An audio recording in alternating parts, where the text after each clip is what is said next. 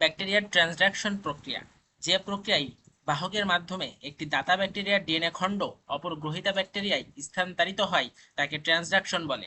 এই প্রক্রিয়ায় বাহক হিসেবে ব্যাকটেরিওফাজ বা ভাইরাসকে ব্যবহার করা হয়। ট্রান্সডাকশনের প্রথম ধাপ অ্যাটাচমেন্ট অ্যান্ড পেনিট্রেশন। একটি ব্যাকটেরিওফাজ ভাইরাস দাতা ব্যাকটেরিয়ার গায়ে বসে এবং তার নিজস্ব ডিএনএ ব্যাকটেরিয়ার ভিতরে প্রবেশ করিয়ে দেয়। আমরা এই যে উপরে যে অংশটা দেখতে পাচ্ছি এই অংশটাই হচ্ছে ব্যাকটেরিওফাজ ভাইরাস, যা একটি দাতা ব্যাকটেরিয়ার যে কোষ প্রাচীর থাকবে অর্থাৎ তার গায়ে বসে এবং সেখানে তার যে নিজস্ব ডিএনএ অর্থাৎ এই যে ব্যাকটেরিওফাজের ডিএনএটা হচ্ছে রেড কালারের, এই রেড কালারের ডিএনএটা এই ব্যাকটেরিয়ার ভিতরে প্রবেশ করিয়ে দেয়। 2 নম্বর ধাপ ডিগ্রেডেশন। ভাইরাসের ডিএনএ ব্যাকটেরিয়ার ভিতরে সংখ্যা বৃদ্ধি করার সময় ব্যাকটেরিয়ার নিজস্ব ক্রোমোজোমাল ডিএনএ কে টুকরো টুকরো করে কেটে ফেলে। এই যে 1 নম্বর ধাপে আমরা যে উপরে ভাইরাসের ভিতরে লাল ডিএনএটা দেখছিলাম, এই লাল ডিএনএটা যখন এই দাদা ব্যাকটেরিয়ার ভিতরে প্রবেশ করবে এবং সেখানে সে সংখ্যা বৃদ্ধি করবে, এই সংখ্যা বৃদ্ধির সময় তার এই ডিএনএটা ব্যাকটেরিয়ার যে মূল ডিএনএ থাকবে অর্থাৎ এই যে ব্লু কালারের যে ডিএনএ সেই ডিএনএটাকে টুকরো টুকরো করে কেটে ফেলবে। এই ধাপকেই আমরা বলি ডিগ্রেডেশন। 3য় ধাপ অ্যাসেম্বলি অফ ব্যাকটেরিওফাজ। নতুন ভাইরাস যখন তৈরি হয় তখন ভুলবশত কিছু ভাইরাসের ক্যাপসিডের ভিতরে ভাইরাসের ডিএনএর পরিবর্তে দাতা ব্যাকটেরিয়ার ডিএনএ খণ্ড ঢুকে পড়ে। এই বিশেষ ভাইরাসগুলোকে বলা হয় ট্রান্সডিউসিং ফাজ।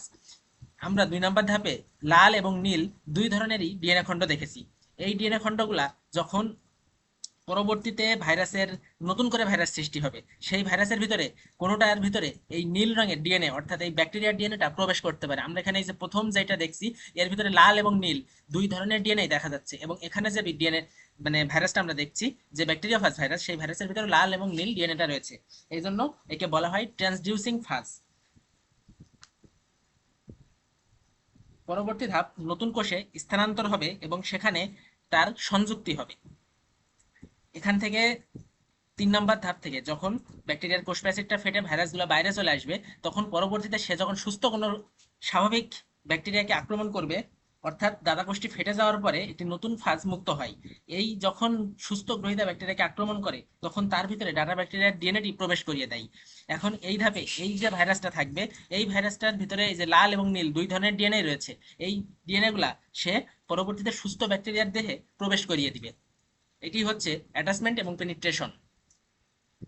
তারপরের ধাপটি হচ্ছে এই অ্যাটাচমেন্টের ফলে অর্থাৎ এখান থেকে ডিএনএ যেটা ছিল সেই ডিএনএটা ও যখন ব্যাকটেরিয়ার ভিতরে প্রবেশ করিয়ে দেবে, এখানে কিন্তু লাল নীল দুইটাই ছিল, এই যে নীলটা এবং লালটা দুইটা ডিএনএ সে ব্যাকটেরিয়ার ভিতরে প্রবেশ করিয়ে দিল।